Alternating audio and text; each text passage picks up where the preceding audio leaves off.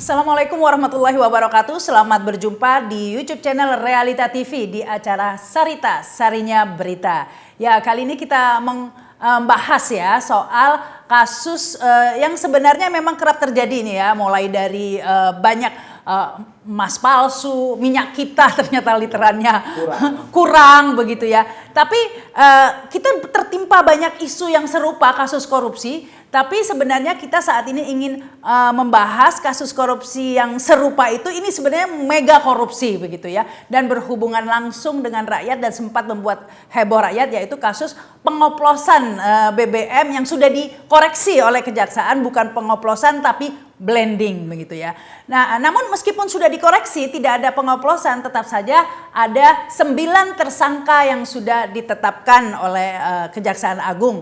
6 diantaranya adalah pejabat publik, 3 adalah pihak swasta. Nah, apakah penetapan tersangka ini sudah tepat begitu ya? Mengingat kasus pengoplosannya katanya sudah dibantah, bukan pengoplosan, blending ya. Publik ingin tahu apa sebenarnya yang terjadi. Kalau bukan pengoplosan tapi blending, mengapa ini 9 tersangka ditetapkan? Benarkah penetapan 9 tersangka ini, ataukah hanya ingin menutupi permainan yang lebih besar lagi sebenarnya? Dan apakah masih ada modus-modus korupsi lain yang lebih besar di samping blending atau pengoplosan minyak ini? Nah, ini yang kemudian dicurigai ya oleh banyak pengamat, yang salah satunya ini salah dua ini ya sudah hadir ya di studio Realita TV. Ada Mas Sugeng Teguh Santoso dari IPW Indonesia Police Watch. Assalamualaikum. Waalaikumsalam Mbak Rahma, ketemu lagi. Kemudian ada Bang Iskandar Sitorus Indonesian Audit Watch. Halo, apa kabar Bang? Alhamdulillah sehat Mbak. Jeroannya negara dia tahu nih. Oh, namanya aja Indonesian Audit Watch. Ya, diharapkan nanti banyak bocoran begitu ya. Bocornya halus. Ya. Tapi begini nih, saya ke Mas Sugeng dulu deh. Kejaksaan Agung sudah merilis ya informasinya bahwa ada praktek korupsi yang pengoplosan sudah dikoreksi, katanya tidak ada blending begitu ya. Tapi sebelum kita menginjak ke kasus yang lainnya, karena Kejaksaan Agung juga merilis ada 5 praktek korupsi lainnya, yaitu ekspor minyak mentah dalam negeri yang merugikan negara sekitar 35 triliun. Kemudian praktek korupsi impor minyak mentah melalui demut atau broker sekitar 2,7 triliun. Yang ketiga, impor BBM melalui broker sekitar 9 triliun kerugiannya. Dan kerugian pemberian kompensasi 2023 sekitar 126 triliun. Dan kerugian pemberian subsidi 2023 sekitar 21 triliun. Nah, bagaimana nih duduk permasalahan dari 5 kasus korupsi yang sudah dirilis oleh Kejaksaan Agung tapi belum ada tersangkanya? Karena 9 tersangka yang sudah ditetapkan itu adalah tentang kasus pengoplosan alias blending ini yang sudah dikoreksi blending. Nah, ini sebelum silakan ini. Ini Mbak Rahma. Kan kalau penegakan hukum korupsi kita dukung dong, ya kan? Yang tidak boleh itu melakukan penegakan hukum korupsi tebang pilih ya. Kemudian melakukan penegakan hukum korupsi menutupi koruptor yang harusnya diminta pertanggungjawaban. Yang lebih besar. Iya ya. Yang ketiga, mencari keuntungan dari oknum aparat penegak hukum di dalam pemberantasan korupsi. Nah, kalau kita tadi bicara 5 komponen ya, berangkatnya dari kerugian negara. Dari tadi ada 9 ya tersangka ya. Memang ada yang terkait dengan kerugian negara ini. Mungkin sudah tepat ya, 6 lah. 6 itu dari unsur penyelenggara negara, dalam hal ini adalah Pertamina dan subholdingnya ya. Tetapi ada juga yang menurut saya diseret untuk kepentingan tertentu, yaitu dari 3 swasta ya. Saya duga kepentingannya untuk menyingkirkan mereka sebagai pemain lama untuk diganti pemain baru. Nah, ini ketiga tersebut adalah ada dari swasta tuh ya, ada nama Kerry, ada nama Dimas, ada nama Gilang ya. Gading. Ya. Jadi ketiga ini Jadi, ada teorinya nih Mbak, sebetulnya ya, penegakan hukum itu kan, tujuan hukum itu kan ada 3 ya. 1 keadilan, yang kedua kemaslahatan, ketiga kepastian. Kalau kepastian mungkin sedang dicari ya, bahwa orang yang melakukan tindakan salah harus dihukum. Nah, kemanfaatan mungkin juga ada di sana. Kemanfaatan yaitu bahwa kerugian negara yang sudah terjadi mau dipulihkan. Tapi ada juga yang numpang kemanfaatan ini gitu loh ya. Yaitu siapa? Mungkin ada pemain baru ya menggunakan proses hukum untuk menyingkirkan pemain lama. Nah, kalau keadilan ya, keadilan ini yang jadi problem. Dari 5 komponen ini Mbak ya, ini komponen ini harusnya diminta pertanggungjawabannya kepada Pertamina. Ya, bukan hanya kepada subholding ya.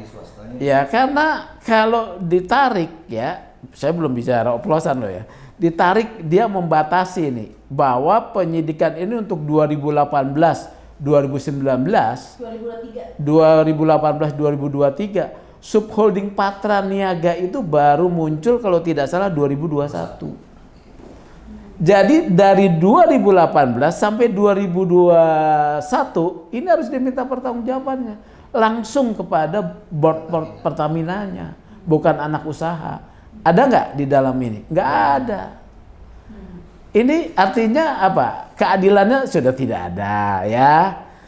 Jadi gitu. Kemudian bagaimana kalau kita sebagai pengamat ya, IPB kan mengamati nih ya. Bagaimana kemudian cara mau menyingkirkan pemain lama? Pakai bahasa oplosan tadi. Jadi pakai bahasa oplosan yang dimaksudkan oleh Kejaksaan Agung supaya masyarakat mudah mengerti gitu ya. Mudah mengerti, dia pakai oplosan. Padahal oplosan adalah satu tindakan yang dilarang ya, sehingga masyarakat paham. Tapi Kejaksaan Agung ini enggak memperkirakan ternyata menjadi satu blunder, yaitu bahwa masyarakat menjadi tidak percaya pada produk Pertamina. SPBU ditinggalkan ya sementara kemarin tuh. Kemudian juga yang perusahaan asing dibeli ya. Tetapi ketika itu terjadi ya, mungkin kejaksaan sadar nih. Kalau tuduhan oplosan seperti polisi bilang nih ya, bahwa minyak kita dari 1 liter hanya menjadi 800 ml, dia punya buktinya, dia tunjukin. Kejaksaannya ada nggak buktinya? Kemudian baru dia ngomong, oh bukan oplos, namanya blending. Oh, blending ada aturannya. Blending itu adalah satu praktek lazim di dalam bisnis migas. Diatur berdasarkan ketentuan Kementerian SDM. Ya. Udah ngaco nih, ya. Tetapi hoax ini, karena hoax yang bikin itu adalah pemerintah, nggak ada pertanggungjawabannya. Nggak dilapor polisi. Nah, tapi tunggu, pertanyaannya kan tadi ada 3 swasta yang ditahan ini, tuduhannya pengoplosan tadi. Pengoplosan. Pertanyaannya bener ngoplos nggak mereka? Jadi begini, yang saya kan juga menghimpun data ya. Tentu kemudian saya mendapatkan data dari pihak yang sekarang ditahan nih. Ya, saya mencari sumber lah, saya dapat data. Mereka itu ada kontrak, ya. Kontraknya bahkan sebetulnya bukan di tahun 2023, dari tahun 2014 ya. Dulu namanya Intanking ya, Indonesia, PT Intanking Indonesia. Kemudian mereka akuisisi di 2018, diakuisisi ya. Jadi itu berlanjut tuh ya, diakuisisi. Nah, situ ada kontrak penerimaan, penyimpanan dan penyerahan BBM ya. Jadi mereka punya storage besar di Merak.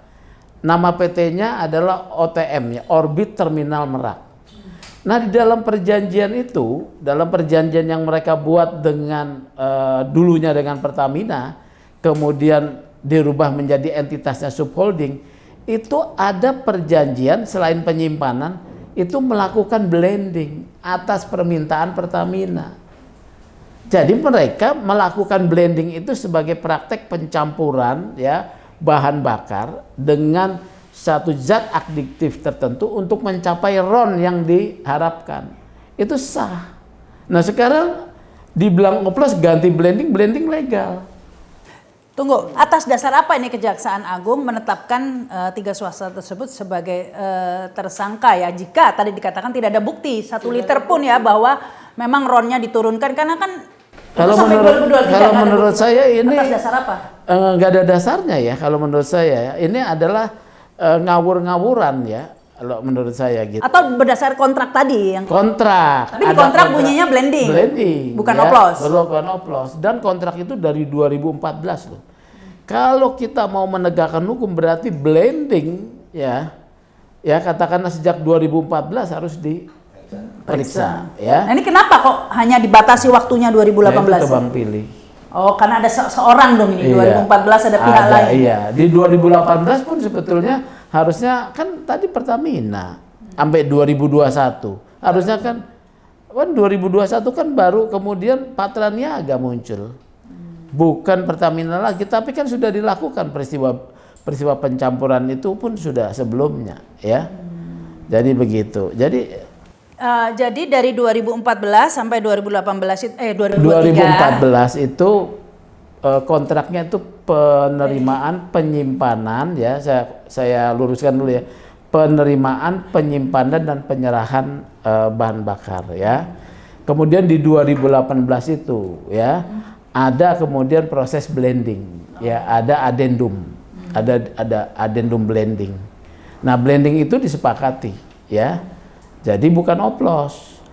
Yang kedua pembuktiannya ketika ngomong oplos ya, ngomong oplos nih ya, kan dia harus buktikan bahwa yang dikatakan kualitasnya membuat rendah, membuat kendaraan jadi rusak, dia harus buktikan nih kejaksaan nih. Seliter juga nggak ada. Nggak ada barang. Ya mungkin ini oplos perbedaan banyak yang nggak Iya, ngerti kan oplos blending jangan mudik sama pulang kampung gitu kan orang-orang bilang. Kalau oplos kan begini ya, ini barang kualitas rendah ya dicampur dengan barang kualitas tinggi ya, dicampur dijual dengan harga kualitas tinggi ya.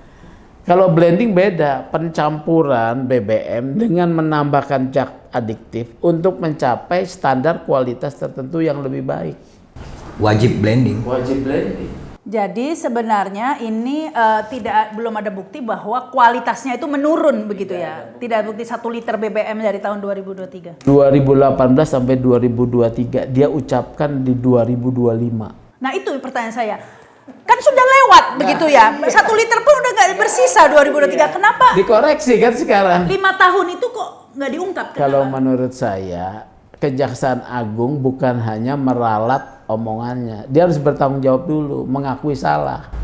Baru mengerjakan yang baru kemudian dia ralat. Iya, kenapa baru diungkap sekarang itu pertanyaannya? Kan kejadiannya ini lama, bukan setahun, 2 tahun, 5 tahun. Sudah saya bilang tebang pilih. Oke. Ya, kemudian ada mungkin di sana ada yang harus memang dikenakan satu proses hukum untuk supaya ada juga yang kan ini berlanjut nih soal blending dan juga penjualan minyak ini berlanjut. Pasti kebutuhan itu tetap ada, kan tidak terhenti. Harus ada pemain baru yang mengisi. Tunggu ini kalau timelinenya ya 2018 sampai 2023 nggak diapa-apain. Tiba-tiba 2025 diramein. Jangan-jangan ini gara-gara ada 2024 ganti presiden. Iya. Jangan-jangan Bisa jadi. ada yang minta Tapi lahan kan parkir gitu kan. Pak Prabowo bilang pemberantasan korupsi.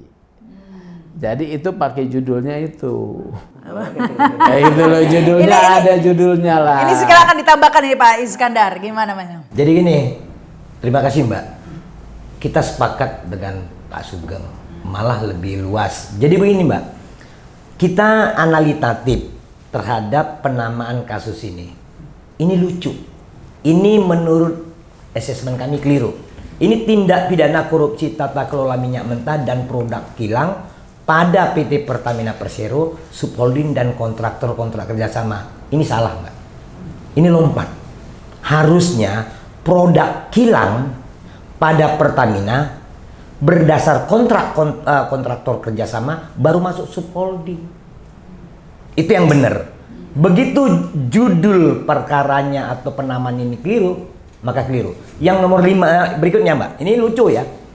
Ekspor minyak mentah dalam negeri ini keliru, harusnya disebut mengekspor minyak bagian pemerintah CQ Pertamina ke luar negeri.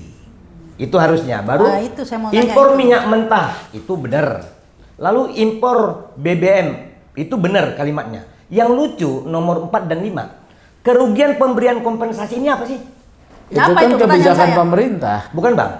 Ini cost recovery atau subsidi. Karena nomor 5 disebut lagi kerugian pemberian subsidi. Ini nggak jelas. Oh, kompensasi sama subsidi beda kan? Apa? Enggak Mbak, ini tidak ada kompensasi. Yang ada adalah biaya cost recovery yang harusnya dikembalikan melalui Bukan kompensasi ke rakyat, nggak ada BLT gitu, nggak ada? Itu dua hal yang berbeda. Ini kan dalam produk minyak mentah, Mbak. Oh. Kalau disebut subsidi, maka tidak ada kasus oplos, tidak ada namanya kasus blending. Yang ada adalah kasus markup. Nah, ini dia. Jadi kalau kita sebut bahwa ini unik. Persoalan ini sesungguhnya terjadi begini, Mbak. Ini ada kontraktor-kontrak kerjasama, banyakan perusahaan asing. Kurang lebih dari dulu jumlahnya 120, sekarang tinggal 70-an. Ini kontraktor-kontrak kerjasama asing menemukan satu wilayah area migas, itu ada dia key area, others area yang bisa dieksplor. Maka setiap kontraktor-kontrak kerjasama ini partneran kepada Pertamina, wakil negara untuk mendapatkan hasil dari baik itu gas dan atau crude. Itu yang sebenarnya terjadi. Inilah yang disebut diekspor. Bukan diekspor dalam negeri. Ini kan kalimatnya unik nih. Enggak, minyak mentah dalam negeri. Sebelum lebih jauh dari situ kita ini dulu ya, kita bedah satu-satu nih ya. Pertama kasus oplosan blending udah dibantah. Berarti tidak ada dong. Dibantah artinya tidak terjadi dong. Harusnya bukan hanya minta maaf, dia harus meralat walaupun itu omongan. Kalau kita lihat judul malah lucu lagi. Judul perkaranya udah lucu yang ditetapkan itu. Jadi sudah tidak ada kasus blending ini tidak dipermasalahkan. Berarti tidak bermasalah dong ya. Mestinya. Berarti tiga swasta Harusnya tadi. dilepas. Lepas dulu dong. Lepas dulu. Karena dia terkait kasus blending katanya. 9-9-nya lepas dulu. Kalau memang Anda mau memperbaharui, panggil lagi. Oke. Sudah tadi itu sudah aneh ya, karena kan kasusnya udah dilalat begitu ya, nggak jadi lah istilahnya, sorry nggak jadi gitu kan ya. Nah, orang masih ditahan. Ya orangnya masih ditahan dan dengan kasus yang nggak jadi tadi, ya gitu kan ya. Nah, tapi bersamaan itu Kejaksaan Agung juga merilis 5 kasus korupsi dugaan modusnya tadi itu ya. Satu-satu kita bedah ini Pak Iskandar. Ekspor minyak mentah dalam negeri sekitar 35 triliun kerugiannya. Ini saya sebagai orang awam juga nggak ngerti. Kita ini kan importir minyak, ya.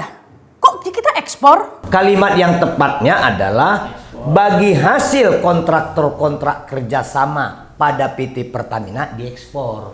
Itu kalimat. Bagian pemerintah. Iya. Oke, ini agak nggak mudah. Kita jelaskan dulu, ya. Kita jelaskan dulu ke publik ya. Jadi gini, mungkin ya, koreksi saya jika salah.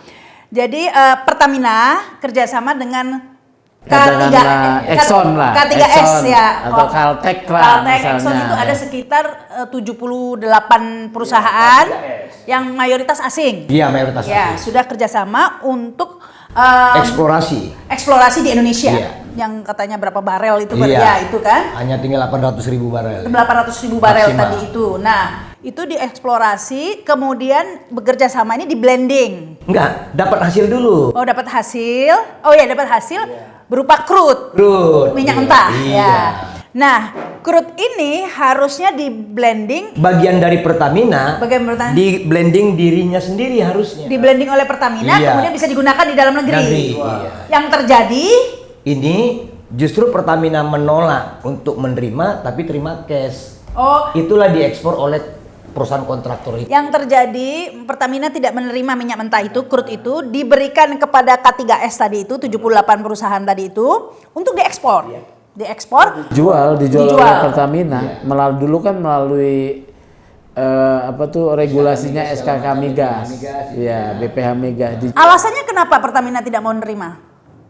Nah, kalau di dalam konsep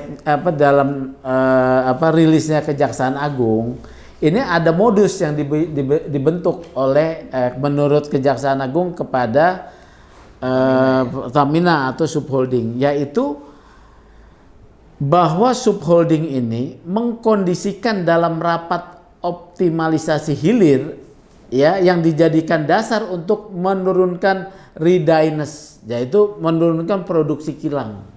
Jadi seakan-akan kita itu nggak mampu memproduksi misalnya 1 juta barel, padahal minyak mentahnya ada 10 juta barel nih.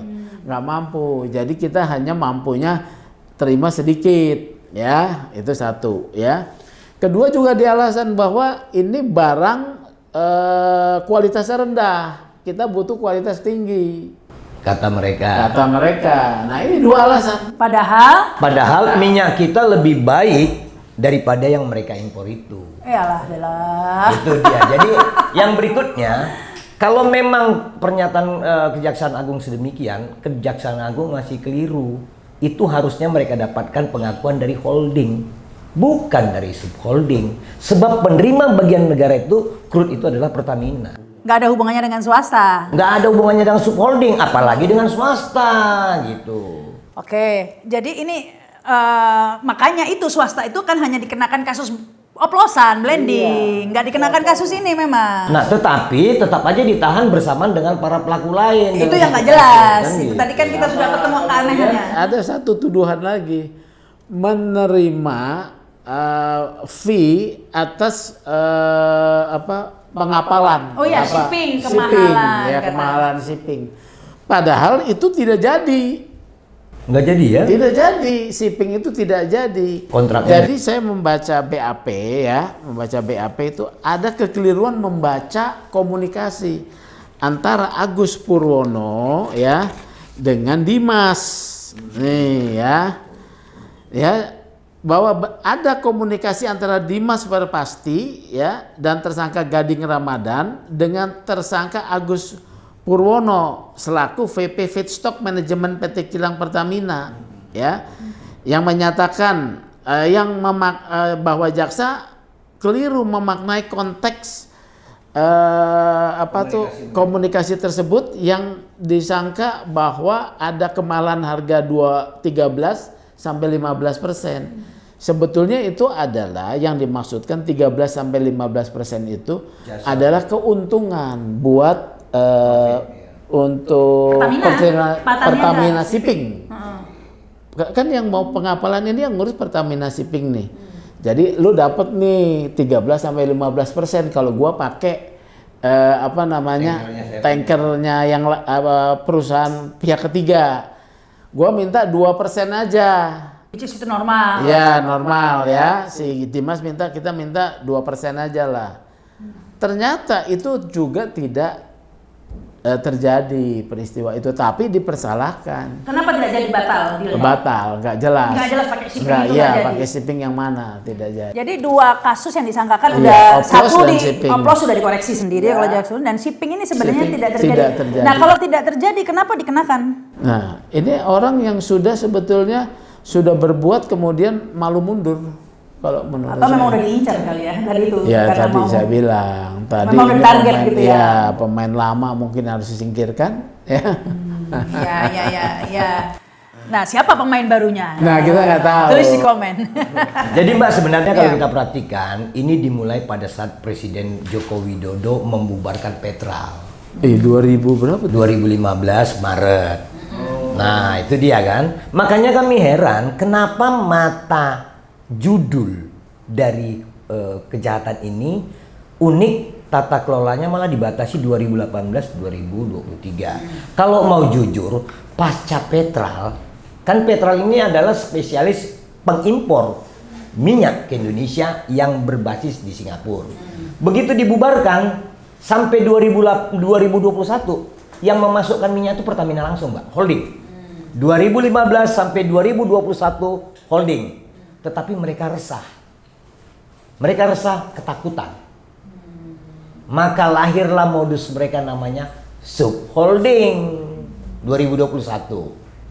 Kalau bisa sejak tahun 2015 sampai 2021 Pertamina impor dan produk sendiri, kenapa harus dia bikin subholding sampai 3? Ini kan sebenarnya attitude buruknya ada di Pertamina. Uniknya, uniknya yang sekarang diperiksa Kejaksaan Agung justru subholding beserta swasta sejak tahun 2021 sampai 2023. Hanya 2 tahun. Jadi yang ditetapkan tersangka itu dari Patra Niaga ya, Iya. itu subholding anak perusahaan. Anak ya, perusahaan. dari Pertamina Shipping. Shipping, anak Pertamina perusahaan juga Kilang. Pertamina Kilang. Tapi dari Pertaminanya tidak ada, Pelaku yang paling jahatnya malah nggak ditangkap. nggak masuk. Pelaku Pemain yang paling besarnya, jahat. pemain besarnya. Yang paling jahat, Mbak, karena dia 2015 sampai 2021. Ini kan tempusnya panjang, volumenya besar. Orangnya adalah Pertamina. Kalau gitu bisa lebih dari suatu kuadriliun itu kalau dari 2015 ngitungnya. Nah, kalau hitungan Mbak ya, kami ragu dengan hitungan 1.000 triliun. Kami ragu dengan itu. Jadi berapa yang punya apa mendekati? Kalau kasus ini inilah, adalah kasus kepastian. markup, paling tinggi estimasi 30% dari anggaran yang digelontorkan negara. Paling tinggi. Paling tinggi. Berapa itu jadinya? Kita hitung berapa ribu triliun belanja minyak kita dalam 15 tahun itu. Nggak susah. Ini ragu kita jumlahnya. Karena apa? Ini presidennya ya. Ini 193 triliun, 7. Kalau dikali 5 aja udah 1.000 triliun kata Jaksa Agung. Jaksa Agung itu kan bukan auditor. Emang dia pinter ngitung? Emang ada sertifikat? Pinter lah dia gitu. Oke, hitung uang mungkin ya. 1 sampai 5. Ini tidak semudah itu, Mbak. Kami yakin dan ragu. Dari beberapa kasus membuktikan hitungan-hitungan Kejaksaan Agung dan BPKP itu keliru. Kasus Timah, katanya 8 triliun, faktanya 2 triliun. Hanya 2 triliun, Mbak, putusan pengadilan. Terus kasus Timah, apa BTS ya, BTS 8 triliun. Kasus Timah katanya 300 triliun. Kemarin hanya berapa puluh triliun. Makanya dihukum 6 tahun Harvey Muiz. Jadi kalau kami hitung, kami ragu. Setelah kami assessment, kami ragu. Apalagi yang disebut Pak Sugeng tadi, dari oplos berpindah menjadi blending. Kemudian nama perkaranya sendiri, tuduhan itu unik. Unik nih, Mbak. Kalau yang tepat tuh habis Pertamina, K3S. Baru masuk ke subholding. Kalau ini lompat katak, bukan lompatan kuantum. Karena memang seharusnya Pertamina berhubungan dengan JO dengan KS. Tadi itu Caltex dengan perusahaan asing bekerja sama baru dikasihkan ke subholding. Iya, kalau tapi memang ini membuat- Caltex dan ininya nggak ada yang kena. Kok belum diperiksa? Loh, K3S-nya nggak ada yang kena. Iya, nggak ada. Enggak disentuh. Kalau bisa mau bicara tata kelola kan termasuk Mereka dong dari Mereka, dari mulai iya. awal. Ini judulnya Karena ada kok. Iya, tata kelola. Pertamina dulunya subholding dan kontrak kerjasama K3S tahun 2018 hingga 2020. Nah, kenapa yang diperiksanya 2021 ke 2023? Dan nggak diperiksa juga K3S, nggak ada tersangkanya. Makanya, berarti ini kan tata kelola spesial di ujung. Oh, Bukan dari awal kan. ini tebang pilihnya ini ya. Oke, silakan. Tapi gini, sebelum lanjut lagi, saya ingin tanya lagi memperdalam tadi. Jadi kita itu punya hasil bumi minyak mentah crude ya yang harusnya kita olah tapi kemudian diekspor. Ini harganya mungkin bagus, mahal. Sangat terbaik ketimbang yang mereka impor saat ini. Oke, tapi yang berarti kualitasnya kurang dong yang diimpor. Masih bagus yang kita ekspor. Yang kita ekspor tuh lebih bagus harga tinggi. Harga tinggi. Sudah tentu. Kalau kualitasnya turun, harganya murah dong Harusnya murah, tapi kan di up. Oh, ini markupnya ya. Itu markup. Ya harusnya kan untung ya. Kita jual barang bagus, beli barang jelek, harusnya untung dong. Kalau pencatatannya benar. Akan Tapi ada Pertamina surplus. rugi mulu ya. Nah, Pertamina rugi mulu. Nah, yang uniknya kenapa ini kasus disebut oplos? Kenapa ini disebut kasus blending? Yang benar kasus ini markup. Markup tadi itu ya. Coba kita lihat di penghujung. Ini pasti akan namanya markup. Semua penanganan ini akan merujuk pada markup. Maka kalau seperti ini kasusnya, merujuk seperti yang disebut oleh Bang Sugeng tadi, ini postur kasusnya cacat. Kepalanya hilang, lehernya nggak ada, tangannya nggak kelihatan. Yang ada hanya pinggang ke bawah. Ini yang terjadi nih. Terus buntut. Nah, jangan salah nanti kalau majelis hakim bisa-bisa membebaskan atau separah-parahnya meringankan hukuman jauh dari ekspektasi. Tapi kepalanya itu siapa? Tidak salah nggak boleh dihukum dong. Kan saya bilang tadi membebaskan. Yang kepalanya itu siapa berarti? Yang jadi kepala? Pertamina dan unsur-unsur yang terkait dengan entitas itu, termasuk Kementerian BUMN sebagai penata kelola. Nah, itu. Kementerian BUMN kan sempat didesak. Nah, akhirnya ketemu juga. Ya katanya apa? Kok tiba-tiba hilang gitu? Gimana ini ceritanya? Kan katanya sempat ramai itu terkait, bahkan sampai ada, saya nggak tahu benar atau tidak ya, ada uang koordinasi 200 miliar per bulan. Pokoknya bagannya ramai dibahas di media sosial, suddenly gone. Tiba-tiba ini Kejaksaan Agung jadi pencuci bersih namanya Erik. Ya. Karena mengklarifikasi Iya kan? Bukan klarifikasi. Setelah ada isu tentang pertemuan dengan Erik ya. Bukan isu, udah dikonfirmasi. Enggak diakui juga. Pertemuan malam hari katanya di Kejaksaan Agung. Walau sesungguhnya itu pertemuan sampai subuh, Mbak. Di mana tuh? Diduga di rumah pejabat itu. Rumah Kejaksaan Agung. Rumah dinas. Nanti kan bisa dilihat nomor HP-nya Erick Thohir, Boy Thohir yang disebut-sebut itu dengan pejabat itu kan bisa dilihat pada jam tertentu, hari tertentu dengan durasi berapa lama di titik mana nomor itu berada. Koordinatnya ya. Kalau nggak dibawa HP-nya. Nggak mungkin separah itu juga, Mbak. Kami yakin intelijen polisi, intelijen KPK, intelijen di BIN dan tentara udah paham itu. Kami yakin. Nggak mudah juga sekarang berbohong. Tapi yang ketemu di kantor kejaksaan sampai jam 11 malam sudah diakui. Sudah diakui. Itu pun salah sebenarnya. Iya, malah dideklir oleh Erick Thohir sendiri kan. Tapi itu kan salah dari sisi etika penegakan hukum tidak boleh ya. Itu apalagi sama kalau sampai saja. subuh ya, sahur bareng dong. Dia sedang menangani kasus di bawah kepemimpinan Erick Thohir. Ketemulah dengan Erick Thohir, Menteri BUMN yang membawahi Pertamina sebagai BUMN minyak ya, yang sedang bermasalah. Kalau sampai sini aja udah oke lah. Tapi dia menjadi pencuci bersihnya Erick Thohir. Jadi dia cuci, bukan di blending ya, di washing ya. Jadi ini sebenarnya ada perkara washing nih kan. Oh ya, karena kejaksaan juga mengingat bahwa Erick Thohir tidak tersangkut begitu Iya, ya. Padahal belum diperiksa, kok tahu udah tidak tersangkut. Sudah pagi-pagi bilang bahwa Erick Thohir tidak terkait dengan perkara ini. Waduh, berapa itu? Padahal kan peristiwanya kan udah panjang ya dia sebagai Enggak, minimal diperiksa dulu lah dan Iya, kemudian tepan diminta bahwa itu tidak keterangan. terkait kan gitu kan ya mestinya ya. Nanti ada cerita dia sampai jam 11 malam itu diperiksa kali. Dan ada cerita baru. Bukan pertemuan. Bisa jadi tapi di luar periksa harusnya resmi dong, nggak malam-malam gitu. Terkadang kan kalau kondisi-kondisi sudah malam, Mbak, agak saru juga. Lah malam-malam juga di Taman Lawang antara perempuan sama laki-laki nyaru kan. Itu Ini biasa bukan itu. jangan cerita pengalaman pribadi loh. Nah iya, ini jadi sahur bersama ternyata katanya. Bener, itu informasinya saya malah diunjukin fotonya kok. Oh ada fotonya Ada. bukan di kantor Bukan. kejaksaan. Iya. Makanya kita sebut tadi kondisinya seperti itu. Oh ada yang mau foto. 3 orang pakai batik kok. Ada yang batik biru dongker, ada yang hitam. Kemudian yang menerima tuan rumah pakai kaos Calvin Klein. Wes, ngeri ya. Kan gitu. Jadi detail juga nih ya. Siapa aja ketemu di sana selain Kalau Erick? itu nggak usah kita sebut lagi kan udah clear tadi kan. Artinya begini dia, Mbak. Kalau memang mau jujur membenahi kasus, mulailah sejak tahun 2015 sampai 2023. Itu di split 2. Pelakunya 2015 sampai 2021 adalah Pertamina Holding. 2021 sampai 2023 adalah subholding dan lain-lainnya. Baru kita enaken.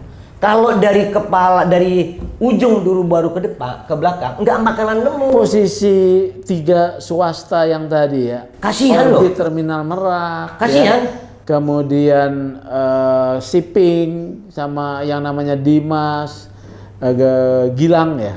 Gila. Gading ya sama Kerry. Ini cuma jadi aksesoris ya. Nah, kalau tadi kita lihat dari prosesnya, Geledah kan gitu, Mbak. Iya. Dia bisa kok dari 2015 sampai 2021 melakukan sendiri. Kenapa lu pura-pura split jadi ada 3 subholding? Akhirnya 3 subholding ini men-split lagi kewenangannya kepada 3 swasta itu. Ini seharusnya tidak terjadi jika processing ini tidak dibuka ke arah korupsi. Gitu loh, Mbak. Jadi ya saya tekankan sekali lagi di sini kita bukan mau membela koruptor begitu ya, bukan mau membela koruptor 9. Tapi tegakkan dengan konsisten lah. Malah Mbak, kami pengen koruptor sampai tahun 2015 nya ditangkep. Ngapain bela yang di sini, Mbak? Yang paling besar tuh di sini. Ya. Gitu loh. Dan apalagi yang lebih penting lagi menangkap penjahat yang paling jahat Yang tadi. sesungguhnya. Kata Begitu, Bang Mbak. Iskandar tadi. Betul. Begitu kan ya. Nah, jadi ini yang kita sebut bahwa prediksi kami nama perkara ini akan berubah nantinya ketika sudah sampai ke pengadilan. Prediksi kami. Ini buntutnya nama yang benar adalah penamaannya adalah markup. Kasus markup ini. Jadi nama perkaranya kurang lebih adalah Maka dalam tata kelola. tendensi markup pada pengadaan crude. Iya. Jadi enggak yang tepatnya markup dalam tata kelola minyak tanah Iya, dalam produksi dalam markup dalam tata kelola minyak tanah. Benar. Sering kok kejadian ganti judul begitu tuh. Kasus ijazah palsu tuh Gus Nur sama Bambang Tri kan judulnya pertama ijazah palsu menyebar hoax. Ketika masuk pengadilan dia bukan menyebarkan hoax. Mbak, kalaupun Dia penistaan agama. Mbak, kalaupun mau ganti judul, ya diproses lah kayak Bahlil, kan ada sidang-sidang gitu kan. Kalau mau ganti gitu Ganti kan. judul skripsi, Nah, sudah ganti tesis. judul tesis aja seperti itu rumitnya. Apalagi ganti judul penetapan perkara, Mbak. Ini soal keadilan, Mbak. Putusannya malah penistaan agama bukan menyebar hoax gitu. Jadi nanti ini putusannya jangan-jangan markup gitu kan. Tapi kalau markup nggak masuk swasta ini nggak punya kapabilitas untuk markup anggaran. Ya, di sini sudah ada kalau rangkaian kerugiannya sudah ditampilkan, tapi aktornya tidak ditangkap.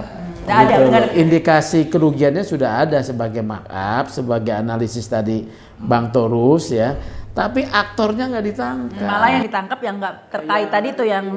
Nah yang nomor 2 ini, tadi kan sudah nomor 1 tuh ekspor minyak mentah dalam negeri tadi itu prakteknya kan yang sudah dijelaskan. Yang kedua impor minyak mentah melalui demut atau broker kerugian sekitar 2,7 triliun. Ini gimana ini? Kalau nomor 1 tidak dilakukan, maka cenderung minim impornya.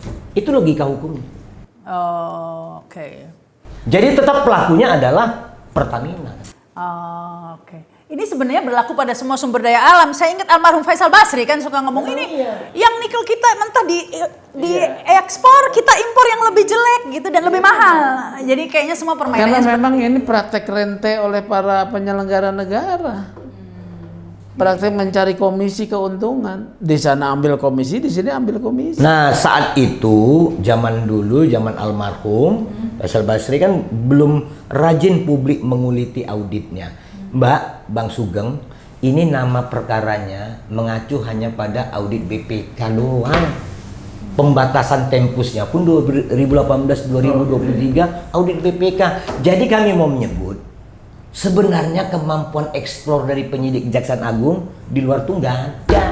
Oh, jadi ini langsung dapat dari informasi dari BPK saja, tapi tidak ada investigasi Kalau di sendiri. BPK ada laporan hasil analisisnya. Ada, LHP-nya Apa-apa. ada. Oh. Ini semua. Tetapi narasi-narasi yang digunakan kurang lebih gini, Mbak. Ini yang kita catat ulang dari mereka ya. Nah, ini dia. Dalam LHP BPK, temuan yang berpotensi sebagai penyimpangan seringkali dibungkus dengan istilah administratif seperti ketidakefektifan pengendalian internal. Padahal itu berarti ada kelalaian atau kesengajaan. Nah, ini kawan-kawan penyidik Kejaksaan Agung terjebak pada narasi audit gitu loh. Bang Terus, kalau memang ada yang harus bertanggung jawab yaitu Pertamina, ya. Iya. Kemudian untuk memutuskan ekspor bagian dari pemerintah, kemudian membeli, itu kan board of director. Bukan hanya board, Pak. Iya. Itu pasti ada Menteri SDM dan Menteri BUMN. Nah, Itu pasti ada persetujuan dari mereka. pada tingkat eksekusi ya, Betul. ini kan boardnya dong, hasil rapat. Tapi dia minta persetujuan tuh. Ya, Karena itu milik negara, bukan milik Pertamina. Jadi ekspornya nggak mungkin dong anak perusahaan yang mutusin. Nggak mungkin. Minimal Karena Pertamina bagian dan Menteri aja. BUMN dan Iya. SDM. Bagian milik negara, bukan bagian Milik Pertamina. Bukan. Ini bagian milik negara kok. Bagian milik Kalau negara. Kejaksaan Agung tidak memeriksa Pertamina, sama dengan Kejaksaan Agung mengamputasi negara. Itu artinya. Ini kayak orang sakit kepala tapi yang dioperasi perutnya. Iya. Diangkat ini. Jadi beda jempolnya, operasi jempolnya diobatin gitu. Jadi mereka ini sebenarnya kalau kita lihat adalah mereka mau mempertontonkan hal-hal yang wah isinya kosong. Ya sama aja dalam perkara Jarod Rikar ya. Ditemukan uang 920 miliar ya, dituduhkan kepada Jarod Rikar. Kemudian masyarakat mau dibodohi ya. Ini enggak disebutkan duit dari siapa. Siapa aja gitu. Siapa aja gitu loh. Itu kan udah ada mau disembunyikan. Sama nih modusnya nih. Gitu. Apa sangat kentara sekali. Seakan-akan masyarakat itu Nggak ngerti gitu. Bodoh atau dianggap bodoh atau dicuekin walaupun lu tahu bodoh amat gue punya kekuasaan. Tapi ini perlu jadi catatan Bang Sugeng. Waktu kasus Timah kita juga teriak. Itu posturnya juga cacat. Nggak masuk kok RBT itu. Tapi begitu di sidang menjadi lemah hukumannya, batuk Pak Presiden Prabowo. Harusnya 50 tahun. Tadinya udah 6,5 tahun, naik lagi jadi 20. Artinya silakan penyidik itu suka-suka lu gitu, nuntut suka-suka lu. Nanti presiden akan melihat, rakyat akan melihat. Begitu dia. Tapi ini kan sudah dirilis oleh Kejaksaan Agung ya 5 modus korupsi ini, yaitu ekspor minyak mentah dalam negeri, tadi itu prakteknya, impor juga praktek korupsinya. Tapi Kejaksaan Agung menjelaskan nggak seperti yang dijelaskan tadi itu? Benar seperti itu nggak? Cuma ditulis dikasih tahu ada korupsi gini aja, kerugian 35 triliun, ini kerugian apa aja gitu? Jadi ada komponen kerugiannya tetapi tidak didalami siapa yang menyebabkan kerugian. Nah, keputusan siapa yang menyebabkan itu loh kerugian. maksud saya. Enggak dijelaskan. Nah ini Bang, kita tambahkan sedikit mungkin. Ini kan ininya nih. Iya itu rilis dari Kejaksaan. Rilisnya cuma terlalu sederhana. Ujung-ujungnya dikaitkan dengan subholding saja, dibatasi subholding dan juga 3 orang swasta. Nah tapi ini ekspor loh, ekspor masa urusan Makanya nggak ada urusannya, urusan swasta nggak ada. swasta juga. Jadi begini dia Mbak, ini kalau kita mau merunut supaya kawan-kawan Kejaksaan Agung itu makin cerdas. Ini bocoran nih kawan-kawan penyidik untuk nangkep holding. Ini dari teman-teman auditor yang di sana. Memang rapat-rapat penentuan crude dan tata kelola itu tidak pernah dipimpin oleh Dirut.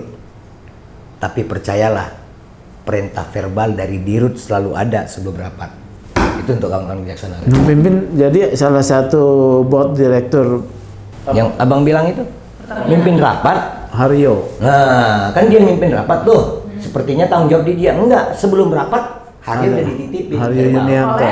Iya, Dirut. Siapa waktu itu? Dirutnya Nike. Yang sekarang terakhir, sebelumnya Sebenarnya ada juga. modusnya selalu gitu. Berarti itu dong yang sekarang kena perkara tuh. Iya, di KPK. KPK. Oh Karens. Waduh, kalau itu kena lagi. Enggak, kalau dia udah sempat lewat Bang, itu kan zaman. Oh 2011 dia ya? Iya. Oh iya dia udah lewat ya? Ini ada duit, Oh iya. harus ikut iya. diperiksa.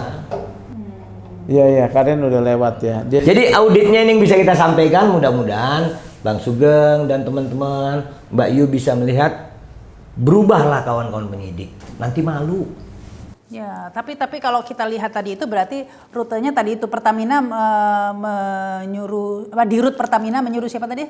Ya, board lainnya. Board lainnya. Tapi sebenarnya itu atas sepengetahuan lah minimal perintah verbal dari Dirut. Nah, Dirut ini pasti sepengetahuan atau perintah verbal dari mana coba? Ya pasti Menteri BUMN dan SDM. Nah, Menteri SDM dan BUMN perintah verbal dari mana? Gitu aja. Kalau itu mungkin kami tidak terlalu jauh, tapi sepertinya warna-warnanya auranya ke situ. Nah, kalaupun di luar itu berbeda, tapi jenjang itu semua keputusan tentang energi sumber daya mineral pasti SDM. Semua terkait BUMN pasti Menteri BUMN. Dalam praktek kinerja sehari-harinya, ini koordinasinya terus-menerus nih. Begitu dia Mbak. Ya, tapi sekarang dengan buru-buru sekali Menteri BUMN sudah nyatakan tidak terkait begitu kan ya? Itu udah dicuci bersih, di washing, bukan di blending. Bukan ya. blending lagi. Akankah kalau menurut Anda Mas Sugeng, akankah ini kemudian dilokalisasi begitu ya? Dilokalisir. Dilokalisasi. Kalau lokalisasi itu nanti. Kalau dilokalisir ya salah, dilokalisir ke 9 tersangka ini saja. Tampaknya begitu. Dan Tapi walaupun yakin salah- Pak Sugeng, ini sudah mulai terbuka karena apa? Ternyata Komisi Pemberantasan Korupsi Ya, sudah menangani kasus 2015 sampai 2021. Bambang Irianto. Iya. Ini kasus Petrol. Ada gugatan juga kepada Widodo Ratana Kaitom. Betul. Siapa tuh? Dia ini dulu yang tahun 2013 dituduh menyuap Rubiandini. Rudi Rubiandini. Ketua SKK Migas. Tapi dia orang warga negara Singapura, nggak bisa kesentuh lah. Dan dia masih sebagai pembeli loh, pembeli crude oil sampai sekarang. Dan pertanyaan saya lagi, kenapa 7-8 perusahaan yang tergabung dalam K3S ini kok tidak tersentuh sama sekali, yang kebanyakan asing tadi kata Anda tadi? Minimal dipanggil jadi saksi dulu dong. Itu kenapa itu kira-kira penyebabnya kok nggak? Karena masih ekornya yang dia pukul ini, yang masih subholding doang. Mereka nggak berani masuk ke holding. Oh, takut nanti nyebar ke oh begitu. Karena takut ini ditangkap nanti gigit biangnya ya kan? Tapi kami percaya karena KPK sudah manggil juga Dirut Pertamina, walau dia mangkir, karena kita dengar juga udah seminggu ini dia tidak di Indonesia gitu kan, kita dengar gitu kan, mungkin lari kali ya, mungkin ya. Sekarang siapa sih Dirutnya? Sebelum ini, sekarang Simon, tapi sebelumnya kan Nike, ya kan. Tapi balik lagi ke kasus pengoplosan ini Mas Sugeng, katanya Mas Sugeng kan tadi sudah dibantah juga tidak ada, tapi kenyataannya publik kan, ya saya baca di media sosial ada yang bilang mesinnya apa sampai hitam itu tangki ininya atau apa, banyak keluhan-keluhan, laporan-laporan. Jadi emang sebelum kasus ini dimunculkan ke publik, itu di medsos sudah ada pendahuluan terkait dengan adanya tangki yang hitam, kemudian mesin mobil rusak, ya. Ini ada nih cerita. Kemudian sekarang ada makin kencang, ya. Makin kencang. Tetapi kan ini nggak pernah dilakukan pemeriksaan secara laboratoris. Sebabnya kenapa? Apa karena memang oplos, ya? Dan siapa yang mengoplos? Karena di Medan kemarin oleh polisi, ya, bisa kemudian satu SPBU disegel, ya, itu memang minyak oplosan. Ketika didalami, pelaku oplosannya adalah bukan Pertamina. Pihak lain. Ya bisa juga memang. Ya. Pihak lain yang sudah diputus kontraknya dengan Pertamina. Memang mereka mengoplos. Dan ada juga itu Bang Sugeng, sumur-sumur yang ilegal di Sumatera Selatan itu ada kurang lebih 11.000 sumur. Itu menghasilkan minyak kalau di rata-rata 65.000 barel per hari seluruh Indonesia. Ini disedot, di blending mereka, lalu ini yang masukkan Mereka itu siapa? Ya orang-orang jahat itu di backing oleh aparat, baik hijau, coklat dan lain-lain. Itu namanya minyak cong. Kalau di tracing itu. Tapi bukan Pertamina minyak cong ini. Bukan. Itu usaha rakyat. Rakyat. Tetapi itu sebenarnya itu kesalahan dari SDM juga, tidak bisa mengontrolnya. Nah sekarang Kementerian SDM sudah memformulasi sumur-sumur ilegal itu akan dielaborasi menjadi sah. Karena memang lumayan, bisa 65.000 barel per hari. Hitungan kita. Cukup signifikan sebenarnya. Signifikan, hampir 10% dari lifting minyak Indonesia. Ini semua langsung menjawab dengan praktek tadi itu ya, kita impor dengan harga kualitas yang lebih jelek tapi harganya bagus naik jadi nggak untung. Jadi menjelaskan kenapa produksi minyak kita nggak pernah nambah, turun terus begitu. Ya memang harus gitu. Biar import ya. Jadi ini menjawab sebenarnya ini kalau mau jujur udah terjadi dari era presiden sebelum-sebelumnya. Ya. Jadi buat apa sekarang ini? Buat apa ya? Ini diangkat-angkat oleh kejaksaan. Kalau kita pikir ada baiknya juga gitu. Kalau Enggak, buat apa? Ya. Dari sisi kan ini peristiwa sudah sebelum-sebelumnya udah banyak terjadi. Kan tinggal copy paste aja penegakan hukumnya tapi yang benar gitu loh ya. Ya tapi kan? Kenapa baru sekarang mau diterapkan begitu ya? Dari dulu diam saja. Atau mungkin karena udah kelamaan gitu. Ya udah gantian lah kamu gitu ya. Mungkin udah kebanyakan kan gitu ya mungkin. Baik. Ya oke, ini terakhir mungkin sebelum closing Mas Sugeng dulu deh closing statement. Ya saya sih berharap ya penegakan korupsi itu bukan penegakan untuk kepentingan tertentu, tapi memang untuk menegakkan hukum korupsinya supaya adil ya. Kemudian memang kalau orang yang tidak bersalah ya jangan disasar. Ya, kemudian konsisten, terbuka dong siapa pelaku besarnya ya. Ini masa cuman pegawai subholding itu pegawai. Nggak lebih, nggak kurang. Ada perusahaan. Iya, gitu loh ya. Jadi itu aja. Iya. Ya memang orang yang tidak bersalah ini lagi ini lagi musim memang kayak sekarang Tom Lembong itu juga nggak jelas juga, yang nggak dilepas juga, buktinya nggak ada. Dia Nggak ada tidak pernah kerugian negara. dia nggak pernah menerima aliran dana Tom Lembong. Kalau dalam kasus ini ada bukti-bukti aliran dana mereka menerima nggak? Kalau ini kan bisnis, ya kan? Memang mereka punya investasi membangun storage yang besar, ya kan? Mereka kemudian harus menyewakan, itu kan mendapatkan kontrak sewa kalau saya lihat. Oke, ya tapi tidak di. Baik, silakan ini Bang Sitorus. Kalau kita perhatikan, jangan malu Kejaksaan Agung mengaku kalau ada kekurangan, supaya ke depan tidak ada persoalan. Yang takut kalau pihak-pihak yang sedang ditersangkakan sudah memahami postur kasusnya, lalu melakukan langkah-langkah eksaminasi. Ini menjadi memperburuk nantinya. Saran kami dari perspektif audit, proses yang di penghujung 2021-23 di hold aja dulu, keluarkan semua para tersangkanya mulai dari 2015 biar fair.